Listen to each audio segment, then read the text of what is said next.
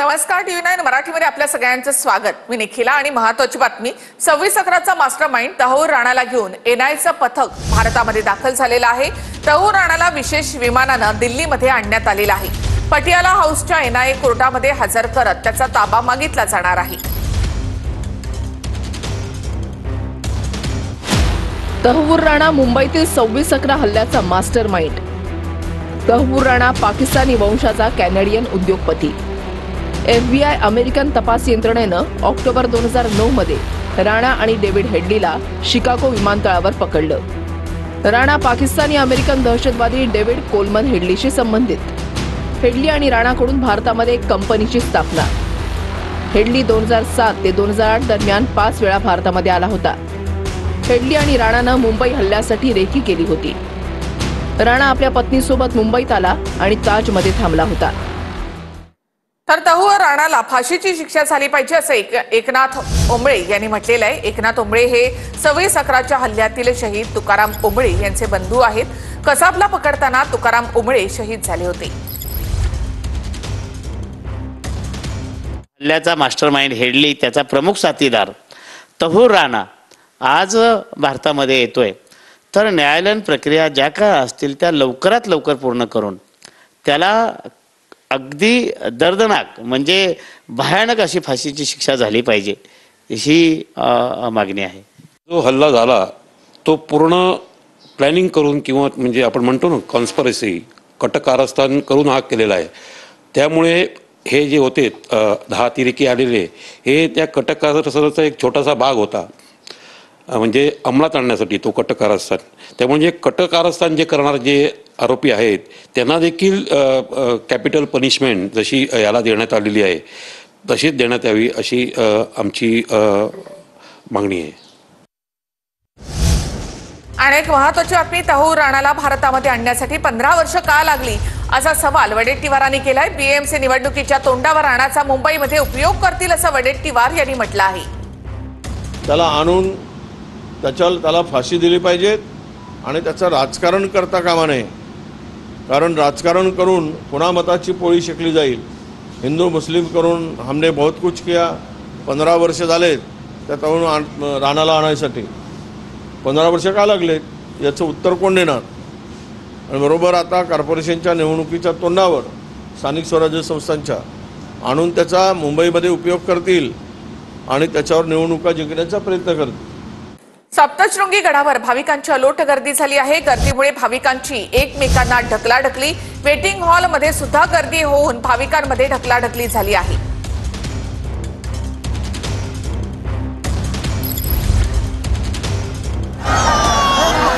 दर्शनासाठी भाविकांची अलोट गर्दी झाल्यानं नियोजन चुकल्याचा आरोप केला जातोय। गडाच्या पहिल्या पायरीजवळ भाविकांमध्ये ढकलाढकली झाली। वेटिंग हॉलमध्येही गर्दी होऊन ढकलाढकली झाली। प्रशासन आणि पोलीस व्यवस्थेची धावपळ झाली।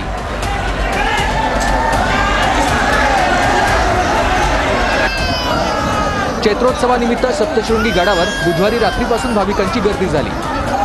दर्शन सुलभ व्हावं म्हणून दर्शन मार्गामध्ये बॅरिगेड्स लावण्यात आले होते, मात्र काही ठिकाणी बॅरिगेड्स तुटल्यानं चेंगराचेंगरीची परिस्थिती उद्भवली। मंदिराच्या पायथ्याशी दोन्ही बाजूला गटाराचं काम सुरू आहे। मंदिरात जाणाऱ्या रस्त्याची रुंदी कमी झाल्यानं चेंगराचेंगरीची परिस्थिती उद्भवली। भाविकांकडून पोलीस आणि सप्तशृंगी गड व्यवस्थापनाविरोधात नाराजी व्यक्त करण्यात येते। गावात दाखल झाल्यानंतर ती बॅरिगेटिंग हलक्या स्वरूपात बांधलेली होती। गर्दी येईपर्यंत ती बॅरिगेटिंगच्या बांधलेल्या दोऱ्या निसटल्या आणि त्या निसटल्यामुळे भाविकांची ड्रिलिंगची तिथे गर्दी झाली। आणि आता बातमी येते एसटी कर्मचाऱ्यांच्या पगारासंदर्भामध्ये। एसटी कर्मचाऱ्यांचं मार्च महिन्याचं 56% वेतन जमा झालेलं आहे। एसटी महामंडळाला यंदा शासनाकडून मागणीच्या तुलनेमध्ये निम्माच निधी उपलब्ध झालेला आहे। त्यामुळे कर्मचाऱ्यांना अर्धच वेतन मिळालं आहे। त्यामुळे उरलेलं 44% वेतन कधी मिळणार या संदर्भात एसटी कर्मचारी चिंतेत आहेत। एसटी महामंडळाने राज्य शासनाकडे 1000 कोटी रुपये मागितल्याची सूत्रांची माहिती आहे। एसटी आर्थिक कोंडीत, कर्मचाऱ्यांना मार्चचा अर्धाच पगार, 1000 कोटींची मागणी। एसटी कर्मचाऱ्यांना मार्च महिन्याचं 56% वेतन जमा। शासनाकडून मागणीच्या तुलनेत निम्माच निधी मिळाल्याने वेतन कमी। उरलेले 44% वेतन कधी मिळणार? एसटी कर्मचारी चिंतेत। एसटी महामंडळाने राज्य शासनाकडे 1000 कोटी रुपये मागितल्याची सूत्रांची माहिती आहे। सरकारने पैसे दिल्यावर कर्मचाऱ्यांचे 100% पगार होणार असल्याची सूत्रांची माहिती आहे। 15 तारखेला महामंडळाची परिवहन विभागाच्या सचिवांसोबत बैठक। अपुऱ्या पगारात जगायचं कसं, असा सवाल आता एसटी कर्मचाऱ्यांसमोर येऊन ठेपलाय। पूर्ण पगाराची मागणी करत कर्मचाऱ्यांनी थेट आंदोलनाचा इशारा दिलाय। एसटी कर्मचाऱ्यांच्या अर्ध्या पगारावरून विजय वडेट्टीवारांनी सरकारवर निशाणा साधला। पगारासाठी 466 कोटींची गरज असते, मात्र सरकारकडून 200 कोटींच्या आसपास रक्कम दिल्याचं श्रीरंग बर्गे म्हणाले। मात्र काही तांत्रिक अडचणींमुळे उर्वरित रक्कम 10 दिवसात खात्यात टाकणार असून सरकार सकारात्मक असल्याचं सदावर्ते म्हणाले। 5 दिवसात पगार न आल्यास मंत्रालयाच्या ऑफिस बाहेर आंदोलनाचा इशारा महाराष्ट्र एसटी कामगार संघटनेचे सरचिटणीस श्रीरंग बर्गेंनी दिलाय। तर श्रीरंग बर्गेंनी आंदोलनापेक्षा पाठपुरावा करण्याचा सल्ला सदावर्तेंनी दिलाय। दरम्यान अर्थ खात्याविषयी परिवहन मंत्री प्रताप सरनाईकांकडून खंत व्यक्त केली होती।